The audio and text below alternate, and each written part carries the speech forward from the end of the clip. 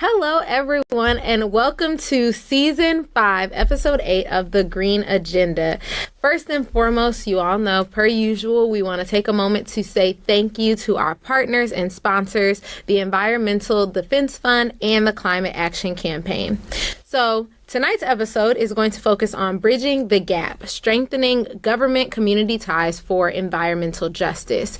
And today, we are going to discuss strategies for building healthy intergovernmental relationships with community-based groups and fostering collaboration to address environmental justice issues to uplift marginalized voices with the one and only Keith Jones Jr., who is a native Washingtonian. I knew I was going to say that wrong. I knew I was going to stumble over it. And outreach coordinator for Ward 8. So let's get into it. Before we get started, Keith, do you want to give us just a brief introduction for folks who aren't familiar? Sure. Thank you again, Kayla, and to everyone for putting this together. I'm a big fan of the podcast. So thank you all for listening. My name is Keith Jones. I have been involved in this work for a long time, I feel like, ever since high school. I always tell the story about in 11th grade where the National Geographic came out to my high school to do a community project in the Watts Branch area of D.C. in Ward 7. And as a high school student, I just said, I'll sign up and I'll community service hours. Mm-hmm. You know, we needed that to graduate, so I did it. And I didn't think much of it after that. It was a good time, and I learned a lot. And that was it. It wasn't until 2009, almost years later, where I really got involved in environmental work, working with the Office of the Clean City, which is the mayor's office here in D.C. that handles environmental stuff in the city. So we would look at adopt-a-block programs. We ran the Clean City assessment. We looked for litter, graffiti, trash, big things like that. And I did it for 6 years. And then after that, fast forward to my current work with Ward 8 Woods Conservancy. I've been with them now for about going on 4 years, doing outreach, and I'm also falling more into an outreach advisor role.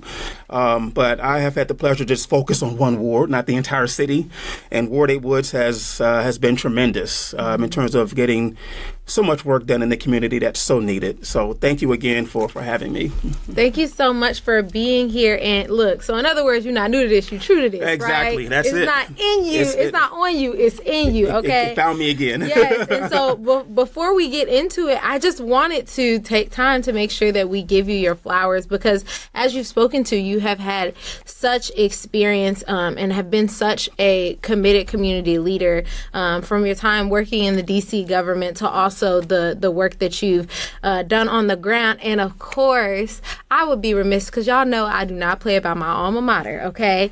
And so I would be remiss to not also address that you are my Morehouse brother. And so just so excited to have conversation here with you today and talking more about how we can build important relationships, especially considering the history and the context, right? Yes. And so as you said, you watch the show, you're familiar. So oftentimes what we like to start with is just contextualizing, right? We want to get into the history and the social context that the current stories are existing in and associated with. And so we know that the Black community, the Black, brown, and just marginalized communities in general have had a legacy of distrust with the government. This is something that we've talked about regularly in our conversations here at the Green Agenda. And so I want to talk about from your experience, right? What barriers have most often prevented meaningful collaboration between government agencies and Black and brown communities experiencing environmental harm? And then what steps, what can we do to really rebuild trust, and how has that fed into your experiences? Absolutely. Well, first, you always find the issue is there's lack of consistent communication. A lot of times we will come in my experience in government, we'll do a one-off cleanup here and there, or we'll do this one-off event, and we never see anyone again. Mm-hmm. So that lack of consistency, the lack of communication has always been a concern, especially here in D.C., where we have so many programs that do a lot of good work, but it's always one-off. We need more. We need more events. We need more engagement. So The nonprofit that I work with has been just doing just that. We literally every single month from January to January host cleanups consistently in the rain, in the cold, in the snow. We get volunteers out there from everywhere locally, and we go out there and do the work. So having that consistent presence in the community makes a big difference, which is why I think the nonprofit I work with has been so trusted in being around since 2018. Yeah. Because of that consistent relationship with the community. They know that we're going to be there for the most part, unless it's like storming and it's lightning, heavy snow. And even with the snow, I will say we've had people volunteer to shovel snow. Yeah. So they know we're going to be out there, push come to shove, unless it's like really a heavy emergency. So having that consistent presence. And then, as you said earlier, there's historic underinvestment in Black neighborhoods and marginalized neighborhoods in general. So we invest, and whether that's financially or if that's actually boots on the ground, cleaning up the community. It was going block by block, and in our case, the forest and woodlands in Ward 8 of D.C. that's been neglected. Another story we'll talk about probably. But just being there and having that presence and cleaning it up. That's the main goal.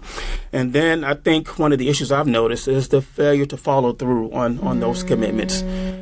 We have not had that issue, but we know that other organizations and government may have also have fallen on that, where they just don't follow through on what they said they were going to do, whether it's lack of funding, loss of grant money. Things happen. We understand that. But unfortunately, communities don't know that. Yeah. They just happen to fall by the wayside. You know, it happens in so many areas, not just environmental justice, but in housing. You see a house getting built on the corner, all of a sudden they lose funding and the house just sitting there and it becomes dilapidated and it becomes in disrepair. So it happens all the time, and I've seen it so more than recently in our community.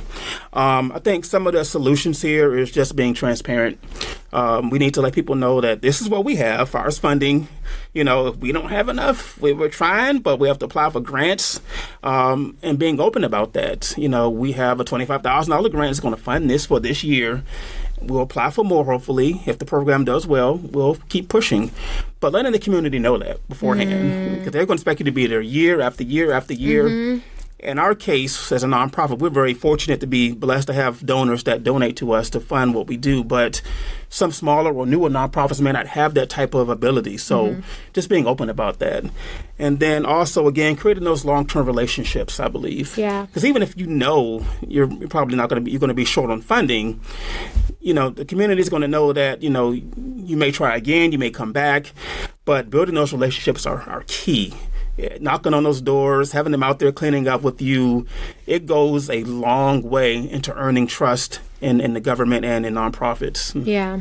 I think what you've said is so deeply profound and also yet so simple, right? Yeah, yes. Because relationships are the building blocks of every great movement. Absolutely. Right? And so often a part of the distrust alongside, now we understand that there's an extremely fraught history with Black, brown, and marginalized communities and just all systems of power, right? Yes. We understand that there have been great things at work that have made it incredibly difficult for our communities to lean heavily, right, or to depend for too long on any one system of government, as we've seen very recently, right? That it's difficult to depend. You know, everything is on shifting sand right now, right? And in a climate like this, what I think so often goes under recognized or like the unsung hero, right,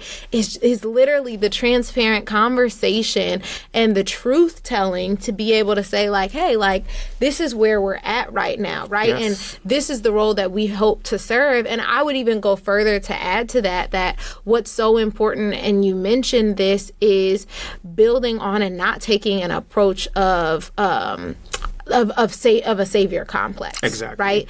That like our organization or government entity is coming into the community and we're gonna put the city on our back and we're gonna carry y'all, you know, as far as we can take you. Right? Yes, like we got y'all, right? And it's this separation, right? This themifying, so to speak, where corporations and government agencies don't are seeking more the bottom line and the demographic than they are the humanity, right? And that relates to these tensions, right? Because then you create a sense of false hope, a false promise, that like they don't actually realize that your funding runs out at the end of this year, right? Or maybe they don't realize that you only ever intended to be like this is the season of the period of the project that I even ever intended to serve in, right? But then not only that, but they're in this continuum of relationships, what a lot of government agencies and sometimes even community organizations, because community orgs don't always get it right. That's true. What they're sometimes failing to miss, or the gap, the chasm that exists, is kind of the circle back, right? That along this continuum, there's, an awareness and an entry, and then there's an implementation of a project or a service or a good in community. There's an offering of a new program, whatever the case may be. And then that service ends. You collect all the data, you collect all the information. It's extremely transactional. And then there's a transition. Either there's a shift in agenda, there's a shift in priority, there's a shift in resources that make it policy, all of these kinds of things. But there's not the circle back to say, hey, this is what happened. This is why you were seeing me every day for a year straight, and now you haven't seen me in 3 years, right?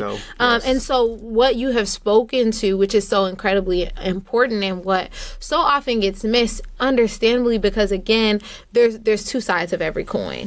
And two things are always true. Not only can two things be true, but two things are always true, sometimes even more so than that. There's the reality, right? That there are limitations, there are restrictions, resources are finite, right? And not even just the fiscal resources, but you talked about giving your time, talent, and your treasure. So the treasure might be finite, but there are only 24 hours in a day. That's it. There are only 7 days in a week. And sometimes in these community organizations and government agencies, there are only so many people doing the work, right? Especially those that are most closely connected to the source and the root and the grassroots. And not the treetops. So I think that's so incredibly important. And as we're feeding right into that, right, talking about revisiting the importance of the relational aspect of these governmental community interactions, talking about how Black communities, again, Black, brown, and underserved communities, often feel that they don't have a voice in environmental decision making, right? Or I would even go as far as to say, like, again, there's a focus on the data point and not the person behind it, right? So true. So they often feel like polluting companies are frequently prioritized. These corporations that benefit the bottom line get priority in certain situations or in general situations over local residents. So how do you think government agencies can best develop shared governance models where community voice is not just considered but directly reflected in decision making? Absolutely. That's a good question and good transition. One thing I figured out and thought about is to respect the people that live there, respect the lived experiences. So in my capacity, both in government and nonprofit, I've met many residents from young to old who have different views. So, for example, I met a nice older lady one time, and I was advocating for planting of trees, in the community. Ward 8, unfortunately, has a lack of tree foliage. And so we're pushing for more trees that will cool the environment. And she was like, who's going to clean up my leaves? Yes. And I'm like, that's a valid question. That's a real question. It's like, I'm like, you know what? That is fair. The government will do the public space, but in your yard, that's kind of on you. But it's a valid concern. As we advocate for these services, who's going to take care of it in the end? So, valid question. But I meet younger residents as well. They're like, oh, let's plant more trees. Let's put it in my school. Let's put it in our parks. So that's one thing I've learned, to respect those lived experiences. You have to look at the person, as you said, beyond just the idea itself, but the actual follow through. When that tree gets planted, as it grows, it's going to develop leaves, and you have to understand that someone has to get up the leaves at some point. And then as far as getting people involved, I believe in creating advisory councils, things of that nature. DC is very good at having that already in place. We have what's called advisory neighborhood commissions, where you could run for public office up to, I think it's a 2-year term. We have that in every ward in the city. So DC's already has the foundation. Other communities may not have that. You may have to start at ground zero. Creating your own neighborhood advisory council, your block party council, or something. Just organizing at the very grassroots level. I think that's huge. And then make meetings accessible. A lot of times we'll have meetings, in my case, they're online on Zoom. My mom is a great example of this. How do I get on this Zoom meeting? And I have to go over there and teach her how to access it, or is it WebEx or another app, Microsoft Teams, all these apps. She's like, what is all of this? I just want to go to the meeting. So me being a tech nerd, I know how to do it, but folks may not have that access. Yeah. That's a major gap. Even the folks who are technologically adept may not have access to the resources necessary. Let's talk about having internet service. In having communities. A phone or a device. It's not cheap. Any of those services are not cheap. So thank God we have a public library in D.C. I have to advocate that we have free internet service and all that good stuff there. But some communities may not even have that. So making it equitable, where it's fair. Let's find a space, a church, a community center where we can actually go and have these public or private meetings. And then it may not be popular, but compensate residents for the work that they do. People, as I said earlier, lived experiences should be appreciated and they should be compensated. Exactly. That senior that I spoke to, if I could pay her money to get her own leaves, as a compensation, or pay a kid the cost, or pay a kid in a neighborhood little program that will help clean up leaves in the fall. We can find ways around this now.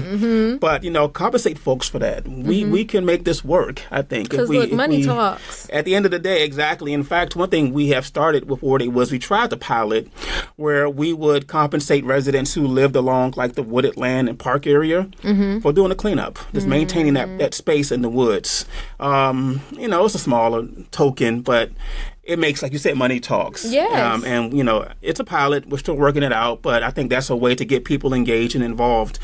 And then lastly, I would say build trust by showing community ideas and policy outcomes. So at the end of the day, we have to go through our council or your city legislature or your state legislature or whoever you have and look at the policies there. I think that makes a big difference in getting involved. Again, I said ANC earlier commissions, but help write or getting to or talk about policy that affects our neighborhoods. We see this every day in our local communities. We see it in Texas currently, where we could talk about things that are happening right in our backyard. Testify at a council hearing, at a state legislature hearing, write a testimony. Just get involved. That's how you really connect there. Yes, I think those things are so good. And there were, again, just a few things that stuck out to me. I remember, I started in work in the nonprofit sector. It was one of my first jobs when I turned 16. But I so often attribute the experiences that I've been so blessed to have, first, of course, to God, but then also in addition to the village of folks that I had around me from such a young age who instilled in me that lived experience is a form of expertise, right? Yes, it is. And I think that's so incredibly important because so often we societally downplay what it means to have intellect, right? Or to be knowledgeable or to be an expert, right? We consider our experts to be those who have attended a number of years of college, right? Experts as, you have reached this level of financial success. Exactly. You have, it's attributed in a very limited and restrictive fashion that oftentimes does not allow space or is not fully considerate of the amount of experience that a person has simply by walking in their shoes on a daily basis, right? Yes, and I don't even mean to the extent of like the wisdom that comes with decades of walking in their shoes, but even like from a young age, the amount that, because I think so regularly folks even underestimate the lived experience and expertise that our youth have, right? And I'm such a great advocate for like, listen to the youth, right? That like really hear what they're saying, right? And though, you know, they may communicate it a little differently, right? It's like you have to be, I was just recently having a conversation actually on a local podcast called The Breakdown with the Flint Beat. And we were having that conversation, right, about how important it is to bring particularly youth voices to the table, but not just bring them to the table, but as you said, connect their voice, their opinions, and their lived experience to the outcome. Absolutely. Right? Which so often it's like there's a tokenism.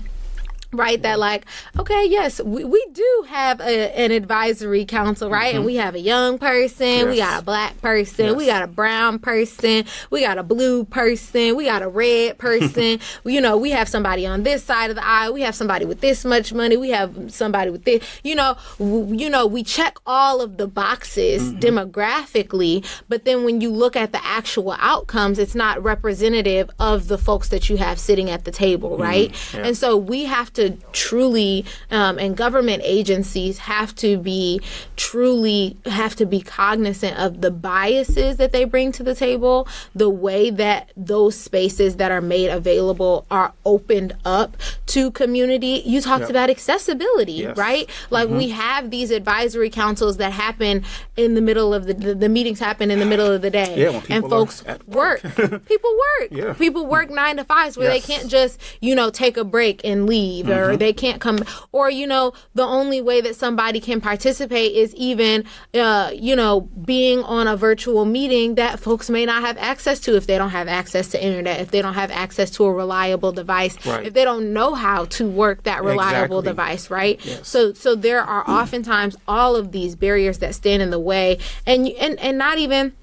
Because I have worked closely with very well-meaning government entities, right? So it's not even that, you know, I tend to be a hopeful, right? It's not even that, you know, that these entities and organizations, agencies don't have anyone or have any groups that are well-meaning, but it's sometimes that they are not beginning with the end in mind. And they may not also just have a well enough understanding of who they're trying to reach to be able to cater the experience and open the doors and break down the barriers enough to make it available to everyone who's in the room, who they want to be in the room. And so that's so incredibly important, right? It's you know, you talked about making it available. You talked about how important lived experience is, but then it's also making sure that there is a through line, right? Exactly. That we have, okay, yes, we formed this beautiful advisory council and all of these groups are represented, and we had all of these conversations and all of these council meetings over the course of whatever period of time. But what came of that, and where exactly impact. What actually happens, what action items are left over, not just for the agency to then go carry out on its own, but to call community back into this action. Is the agenda that we built together. This is, we heard you say this, and this is what we have come up with. Is this actually representative of what you were trying to say? Did we get it right? If not, let's go back to the drawing board. But if it is, okay, so what do we do now, right? I think so often a part of the gap is that government agencies, they get the idea and then they go try to carry it out by themselves. Like, I got you. I'm going to go do it. I'm going to go do it. Yep, we're the experts. Right? And so continuing in that same line of conversation, there is dire need, right, for community-controlled data, right? There's dire need in community. So, you know, we've talked about the context. We've talked about making it relational. We've talked about the access to the opportunities for folks who are closest to the problem to be closest to the decision-making spaces. But then beyond that, as we take it again along the full whole process and the continuity of the work, there need to be opportunities for those same communities to be participatory researchers, right? Yes. And so this is so necessary for so many reasons, but one of those being to help hold government agencies and entities accountable to the initial promise. That's something that you said, that folks make false promises or overpromise, and the follow through isn't always great. So what type of tools and resources do you think communities need to increase transparency and accountability? And not only what is needed, but what have you seen that already exists that folks can lock into as soon as possible? So the first thing I thought about when you said this question was neighborhood sensors. So we have air, water, soil quality sensors that we do in the District of Columbia that's sponsored through the District Department of Energy and the Environment, DOEE. You're able to go out there and put up a neighborhood sensor in your community. It will, look at the air quality, the temperature, and it will assess, it's in your neighborhood. The data is pulled into a public portal, and you're able to go out there and observe, comparing, for example, how cool it is in parts of Ward 3 versus parts of Ward 8 in D.C. Ward 3 is the more affluent community in the district, and Ward 8 is, not so affluent, unfortunately. But we're able to at least see this data in real time. Also, one thing a nonprofit does in D.C., the Anacostia Watershed, they go out and we have what's called trash traps, where they collect trash from the Anacostia River, whether it's plastic bottles, plastics, whatever accumulates in there, and volunteers can go out there and help clean it out. You can literally get out there and see what's going into our river every day. Which is learning all by itself. That in itself is, just the experience itself is crazy. You put on these big boots and you get to go out there in the gloves and then actually count the bottles, count the bags. We collect that data as well. You're able to go out there and actually physically see what's happening in the community from a nonprofit standpoint. So whether it's government doing air sensor quality tests, or whether it's pulling trash from the trash traps in our river from a nonprofit standpoint, there are ways to get involved in DC, and I'm sure the communities have hopefully similar opportunities to get involved. But also in that same point of providing training to do this kind of work. So how do you work that air sensor, and how do you get that thing working with the trash traps? How do you assess that trash? What are we looking for? What are we not looking for? Next, collect it in the trash traps. And then it's really community-owned data. So the community gets to own this data. Yes. By having those public dashboards and portals available, you're able to go in there at any time, any day, and just check out the work that you did or work that someone else did in their community. I think it's so important to have that hands-on experience. It builds, again, that trust. It builds community. And it builds, engagement, with each other. I love that type of partnership. Yes, that's so good. And I think as you were talking, I thought of a couple follow-up questions, right? And I think you began to speak to this a little bit, but I'm curious about what barriers have you seen, right? So one of the things that you talked about is training, right? Yeah. So again, when we're talking about creating opportunities for communities to be alongside partners in this work, right? There are additional considerations that must go into every process, right? Which I'm sure is often a part of the reason that folks don't bring communities alongside, because there is additional labor that comes with that, right? Absolutely. It takes more to teach than it does to do, okay? Yes. And so I'm curious, what other barriers have you seen outside of training to communities participating in opportunities to be researchers? I was just going to say, getting volunteers is always the challenge itself. Funny, I was on an email list last week where they were trying to recruit volunteers to become air quality testers. And they had a hard time recruiting people. And it's like, you just get a sensor. To me, it's not a hard thing, but volunteering, I think, hard to pull people to do. Yeah. So the challenge has been how to sell that and how to let people, sexy. how to make it, how to make it fun, if you will. For me, I always try to sell the story of you're making a difference in your little neck of the woods. Yeah. Your one air sensor, it goes a long way with the others that are situated around the city. So you're making a difference. That's what I always try to sell. As far as getting people out to a cleanup or to a trash trap cleanup, again, sometimes you can incentivize it with funds or community service hours if you're in school and need those type of things. But it's a challenge. Just getting volunteers. I mean, it's tough, trying to sell the interest. I think we've been fortunate as if our nonprofit Ward 8 Woods has been pretty good at getting volunteers because of all the work we've done over the years. People know who we are. Again, we've built that community already. But a lot of times people just don't want to do it. I could even throw in the holidays, the seasons. It's too hot. It's too cold. We do come across that. Especially with climate change, child, because it's been hot. I mean, this summer, this past summer, it was a great example of the humidity. And, we've had decent turnouts. But, again, we've had some days where it was only like three people that came out to a cleanup because it was a hot day. Again, we work year-round, this nonprofit I work with. But it's a challenge to get that consistent volunteer opportunity with us or with anybody.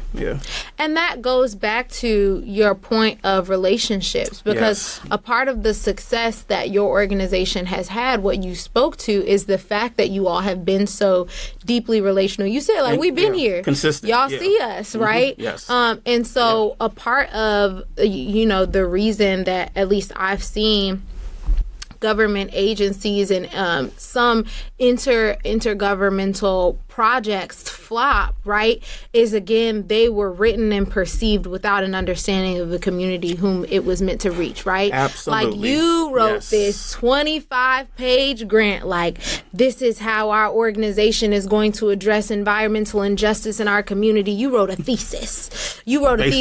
And at no point did you actually sit down and talk to the folks community who live in that city, and now you have millions of dollars, hundreds of thousands of dollars to carry out a project. And you're like, man, why is nobody coming? Because nobody asked for that. That is so true. Because nobody wants to, because maybe that's not, or, even if it is what they wanted, maybe you're not reaching through the channels necessary because you're unfamiliar, exactly. right? You haven't taken the time and done the groundwork to be able to build the relationships necessary to be like, hey, y'all, pull up, right? Like, you can't tell folks to pull up to something and they don't know who you are because they're like, who all gonna be there? Right. And then also meet people where they are. Exactly. Sometimes you got to just go to those barbecues. You got to go to those whatever's going on in the community. You got to go to family reunion. You just got to be in the community. You just got to go to those church services on Sundays. I've been there a couple of times. You got to meet the pastors because they're trusted community partners. Obviously, you have to really do the work to get to know the community. You can't just put it online and post an Instagram post and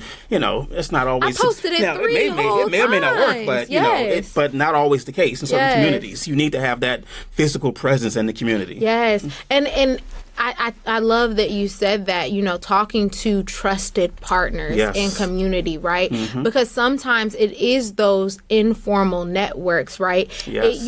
Talk to grandma and them, right? Because grandma know everybody on the block and she gonna call all her friends, she gonna call all her nieces and her nephews, and they gonna bring their kids and their kids' kids, And so that is sometimes what is missing because we are using all the formal pathways, we're exploring all of the formalized options, all of the systemic, again, using the same system that trust has been broken with to try to reach back. And that's, it's sometimes less effective because I don't trust that system, right? I don't even use the platforms. It's like communicating in a different language, right? You're not even meeting me where I'm at right now. Exactly. Yeah, it makes a big difference there. And I've, in government and nonprofit, in both sectors, they each can take that into consideration of reaching out outside. I call it the outside of the operation channels, if you will. As you said, grandma, the pastors,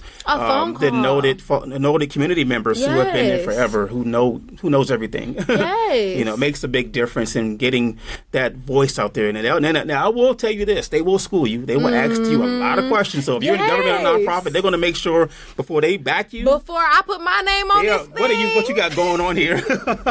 Absolutely. What you got going on? But those are the things. But that's what I'm saying. Sometimes that's the necessary vetting process. Yes. Because then once you go through that necessary vetting process where, the trusted partner has asked you the list of questions, because they already know. Exactly. They already know when they go out on your behalf as your ambassador, so to speak, when they know what questions they're going to get. Exactly. Who all going to be there?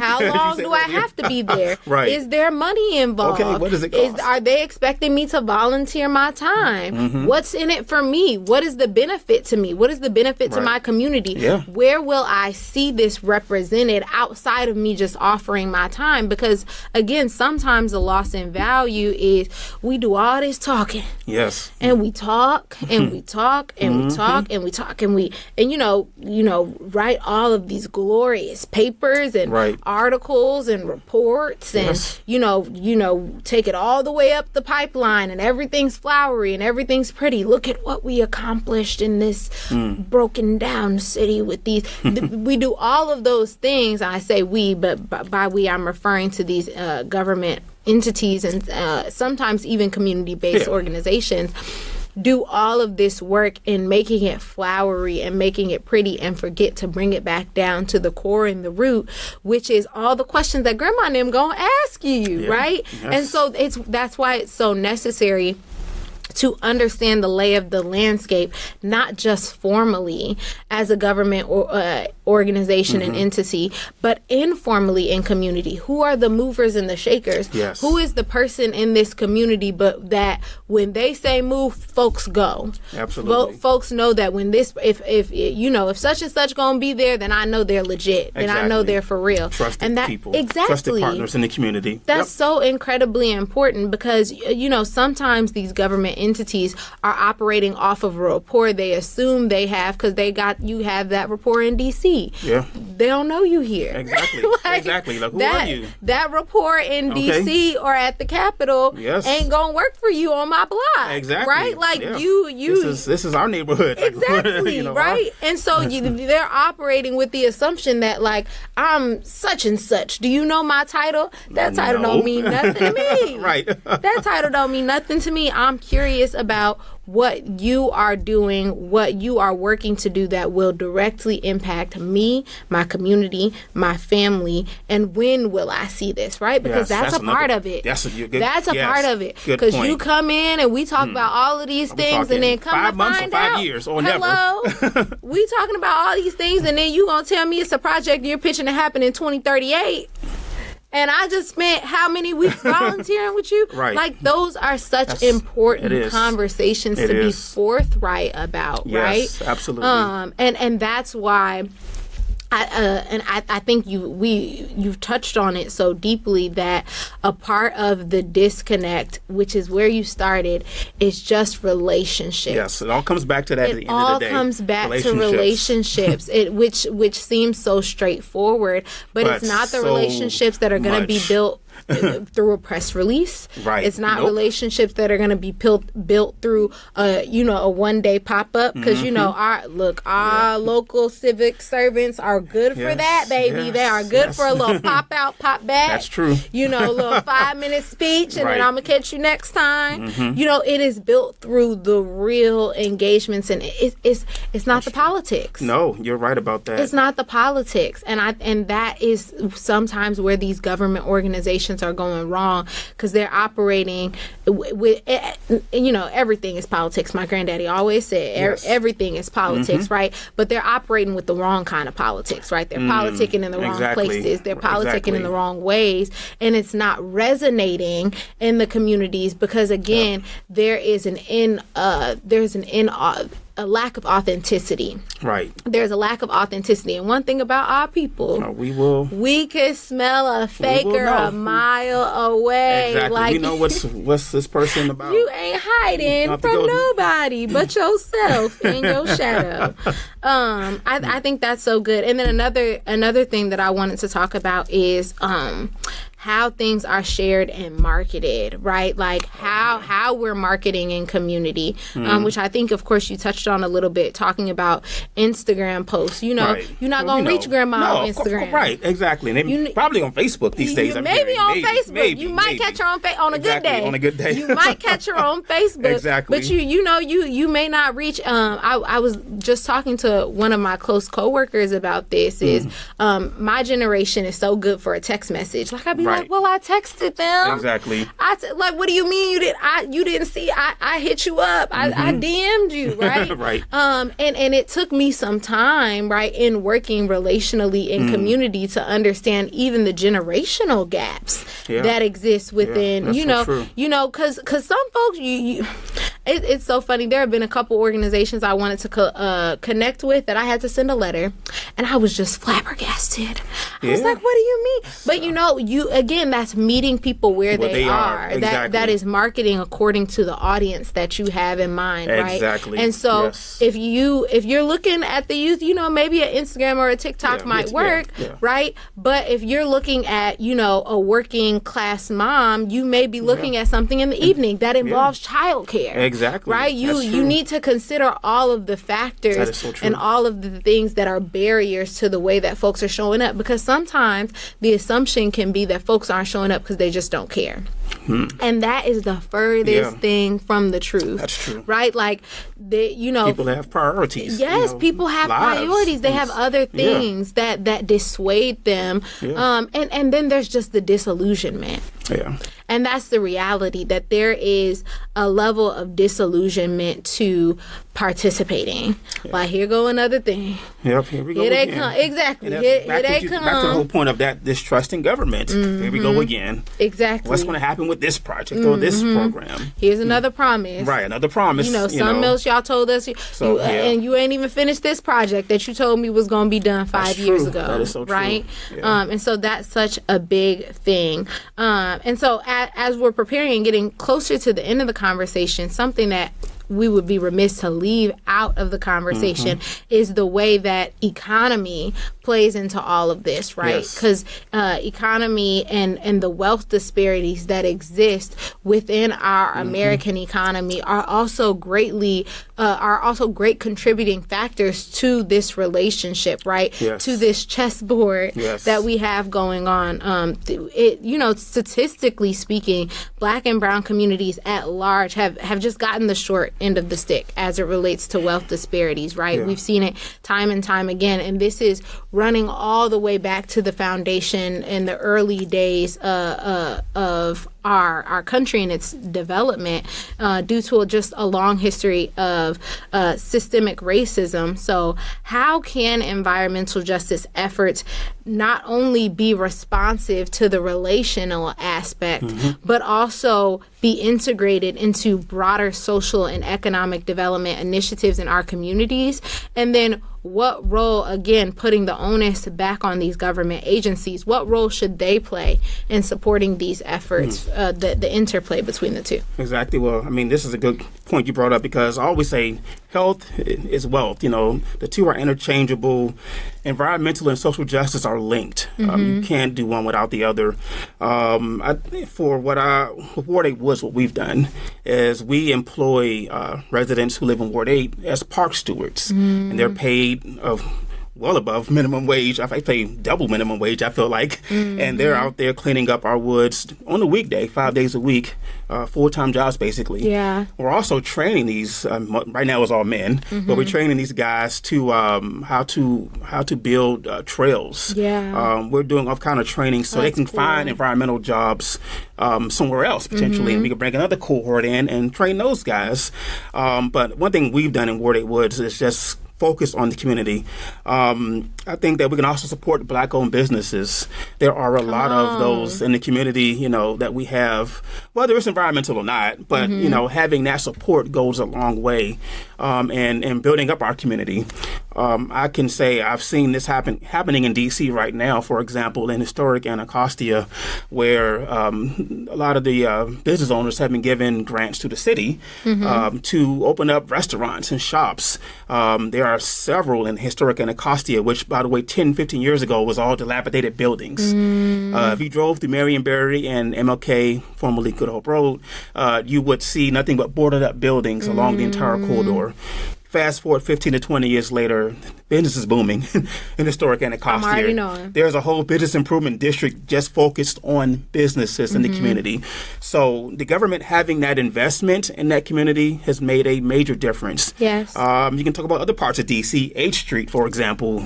Many years ago, another situation after the riots, we all know it burned down, and it stayed that way for about 30 to 40 years. Wow. I mean, and even U Street. I mean, you look at these neighborhoods in D.C. that were historically black, that were burned down in the riots, and then we've seen way later down the line, maybe too far, but it happened, where we've seen investment from government, and they finally put in the money to people to be able to apply for grants and open up businesses, and it's thriving. I mean, I've just been so impressed, because I've lived here my whole life, went to Atlanta, came back, and I'm like, what happened over here? What happened to my city? I mean, all these new shops and businesses. I mean, not even that far back, literally, like I said, 10 years ago. So having the government come in and invest in the community goes a long way.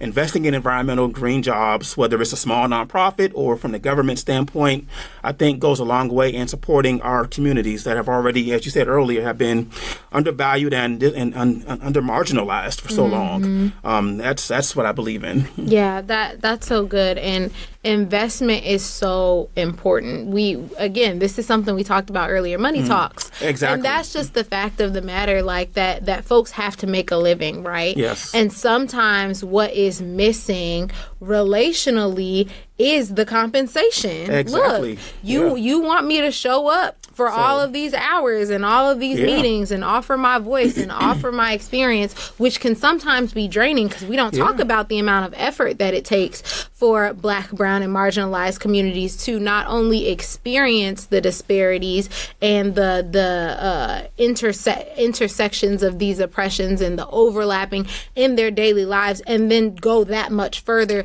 to be a part of the change and taking on the burden of being a part of to fix these things that were that are inflicted upon them, right? Like that can be burdensome work, right? That can be draining work. It is. So sometimes what is missing, just the fact of the matter, if we gonna call a spade, sometimes what is missing is you ain't put no money on the table. There's no money on the table, and you want me to dedicate this time and this energy, and you want to rebuild the relationship, but in these communities that are historically disinvested, right, that are experiencing extensive blight, that are experiencing high levels of crime as a result of systemic underdevelopment, right? Exactly. That are experiencing brain drain, which even further compounds all of the. You talk about these economies that are suffering, right? It means a lot. It makes a major difference, and it builds a level of trust to pour resources in and to say that I believe enough in this community. I value this community enough not to just show up and to talk and to write a report and to ask some questions and have some conversations, because all of that is cute. But I value this community enough to put my money where my mouth is, I was right? thinking that, Yes, like exactly. that makes a difference, and that shows community members like, hey, that at the very least you see my value, right? Exactly. I'm not just here as like another puppet in the grand scheme. I'm not just here as a hamster on a wheel, running in the same circle over and over again with just the next government agency who's decided to adopt our neighborhood, right? This is an organization an entity that truly cares or values enough our community to be able to put dollars behind our expertise, right? Because nothing says I value your lived experience as a type of expertise like paying me for the expertise that I'm about to offer you, all right? Absolutely. Put it on the floor, okay? Exactly. And so we are coming to the end of another powerful episode. I had such a good time. I knew I was going to enjoy you because you're a Morehouse brother. Of course, we've been cousins. Exactly. Okay? And so as we're preparing to come to the end already of another powerful episode of the Green Agenda, we always like to end with a call to action. I joke with our audience that if they didn't hear anything else, I hope you heard everything else. But if they didn't hear anything else, if there's a call to action, something that you would like them to leave with, what would it be? Yes, I would say get organized locally. Please get involved in a neighborhood committee meeting or an advisory committee meeting, whatever's in your neighborhood where you live at. Please get involved. At least go to the meeting. You may not want to speak. At least listen and learn what's going on in your neighborhood. I found that to be so important. Just show up at a meeting. Just listen so you can know what's happening on your next block over or in your community. It makes a big difference. And if you feel comfortable, speak out, speak up, write, engage, meet with your public officials. They want to hear you. That's their job, to listen to you. So get involved. It makes a big difference so when they can see your face, see your email, see your letter, your phone calls, that you're actually involved and, you want to make a difference in your community. Yeah, that's so good. And that's something that I think many of our guests say so consistently, like, just do it. Right. Find a way to put your hands to something. Whatever you feel comfortable with. Whatever you feel comfortable, whatever your lane is, whatever opportunity fits best with your superpowers and your special set of lived experiences, find a way to use them. And so before we wrap up in talking about that, how can they get in contact with you and your organization? Sure. So with Ward 8 Woods with the number 8, my email is Keith, Keith, at ward8woods.org. You can find me on there. On our social media is also at Ward 8 Woods across Facebook, Instagram, LinkedIn, Twitter, and Blue Sky, by the way. We just started that one. So you can find us on there. Okay, perfect. Well, thank you so much for being here today, Keith. Thank you so much to our audience for another great episode of The Green Agenda, and we'll see you right back here next month. Again, my name is Kayla, your host. Bye.